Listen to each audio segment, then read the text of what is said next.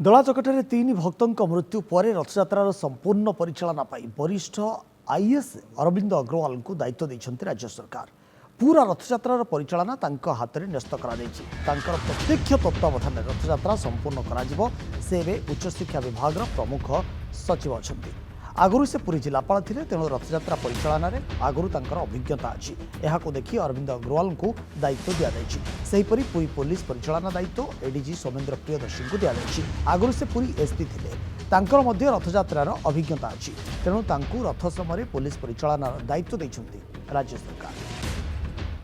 जे से अरेंजमेंट से अरेंजमेंट रो बेसिक ये है थ्योरी है पूरा सिंहद्वार को मिसई रथ पछपट गोटे जनरल कर्डन करा जाए जोटी साधारणतः रैपिड एक्शन फोर्स मुतन होती चार लगे चार लगे ओह्लैक ठाकुर पहंडी विजे हुंती। तेणु ये जनरल कर्डनटा को आम सानिटाइज करथाउ जेहेतु बहुत जगह न था बहुत संख्यक लोक दर्शन करने संभवपर नुहे जो कि ठाकुर को रथ उपर जो दर्शन आम एपर्यंत चलई रखीचु।